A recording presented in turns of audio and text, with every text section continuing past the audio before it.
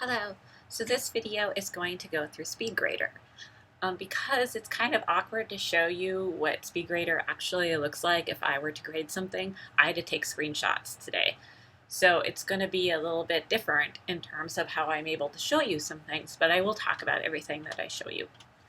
So what you're looking at right now is an assignment that was created in a Canvas course. It's unique to me because I can publish or unpublish or create assignments in this course, but I can also submit something for grading. And so I thought it was a great way for me to show you what students might see and how things look.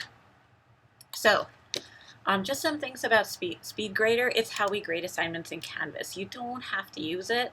I use it because I find it really user-friendly overall. There are some drawbacks to it. I can see where somebody would like track changes in Microsoft Word more, but I think it's good to know what other options we have available to us when we do teach online. So here you can see, because I can publish or unpublish, create assignments, I can do that here. I can edit the assignment, but I can also submit an assignment. And so students obviously won't see these two buttons, but they will see a submit assignment button. So let's pretend I'm a student and I'm going to submit an assignment. So I would click on that. They will see something pretty much exactly like this. They will have an opportunity to upload a file, and so they can choose a file from their hard drive or wherever they want.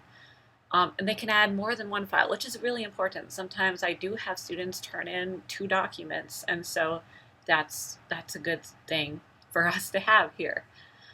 They can also click here to find a file they have already uploaded, and here they can leave comments. So students don't usually do this, but for example, sometimes I require, or don't require, I guess I say you can revise an assignment if you wish.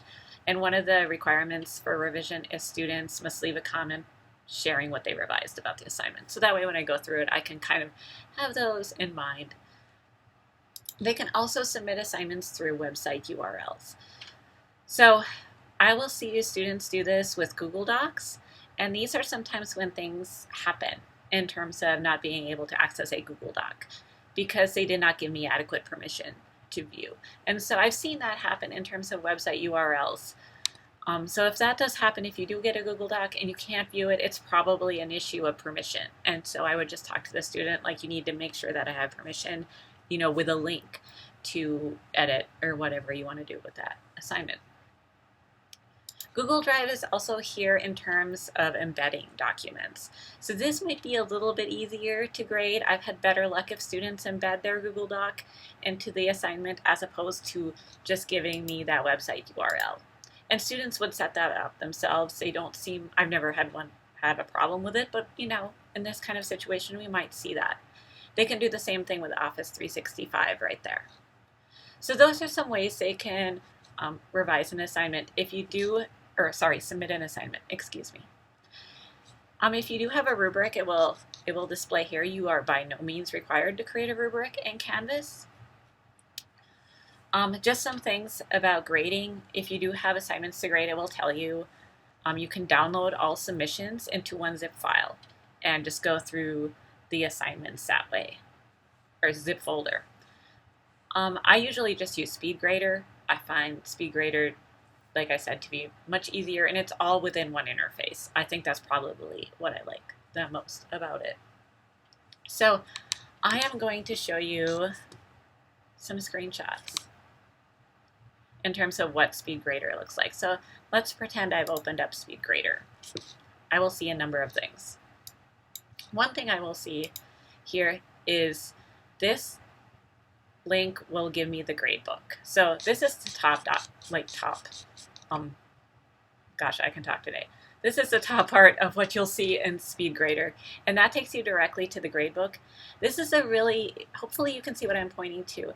This is a really useful it looks like an eyeball. It will hide grades from students. So if you're really concerned that students are gonna view grades and then ask you about revision right away, you can click that so that they can't see the grade right away. This is a settings tool. You can kind of change settings as you want. Here is just the assignment title. So I have Project 3, Component 1, Document Memo, the day it's due. That's pretty basic. What I really wanted to show you, well, I guess it's not pretty basic, that eyeball probably important to some of you.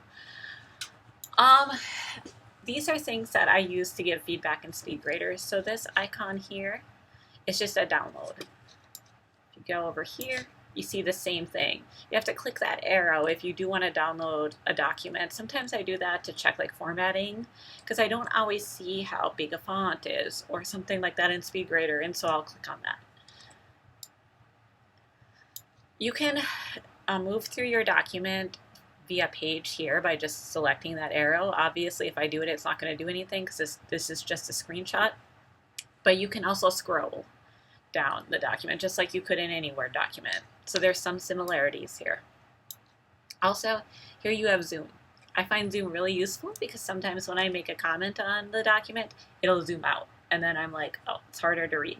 So then I just have to click on the plus sign here and make it bigger so I can read the document in Speedgrader. And that's probably one of the things I like least about Speedgrader is like it'll zoom out, zoom in kind of sometimes automatically a little bit. But it's not, you can control it over time.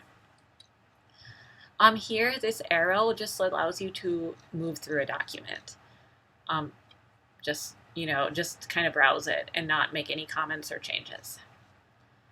This is my favorite little icon to use in Speedgrader. It leaves comments. So in my previous video, I shared information about leaving comments in Google Docs. It's pretty similar to that. You don't have to highlight the text like you do in Google Docs. You just highlight this, select it, and then click on the document. And you'll see a little pop-up comment box, and you just type your comment in that. This is a highlighting tool. You can choose different colors to highlight text. So if you want to like give some highlight colors to grammatical errors and other highlight colors to something else, you can do that. If they do something really well, you can highlight that. This is it's a text box, so if you click this, you'll get a little text box to type. I never use it. I don't really like it, but you can also like change fonts of that text and make it bigger or smaller and change colors. So you might find it really useful. My best advice is to experiment, see what you like, because there's certainly things here I really like and use a lot, and there might be things here that you're like, I never use that. I don't know. So, and here, this is strike through. That's what that S with the line through it means. So for example, if there's something unnecessary words or, a student repeats something and they shouldn't repeat something in that document because they've already said it, I might strike through. But I'll also, just to note, I'll always leave comments about these. So if I do highlight, I have a comment with it. If I do strike through, I have a comment with it. So that's why I use that all the time. This is like a drawing tool. So if you want to draw on a document for some reason, you can use that there. And this, I tried to use it once and I wasn't sure for the purpose, but it seems to make a box and then you can make a comment. So maybe if you wanted to, like, if you had an image, for example, and you wanted to say something about that whole image, you can put a document box around it and then it'll just immediately give you a comment box to respond to. But I just use that comment function there. In this information, you just find information about when the student submitted the assignment. By the way, if it's late, it'll show this big ugly red late message up above that, so you know that it's late, and it pretty much stands out to you fairly well as an instructor. It tells me when the assignment was submitted, and it tells me when the student viewed document, which I kind of like because then I can see when they did look at something. And that's just the submitted files. This is nice if you do require more than one file. Or sometimes students will submit 2 files for some reason. Like I have an assignment where they have to do a letter and a memo. Most students will submit both in one document, but some do 2 different ones. And so that way I can click on each one and it'll just load in Speedgrader. I don't have to download the second document.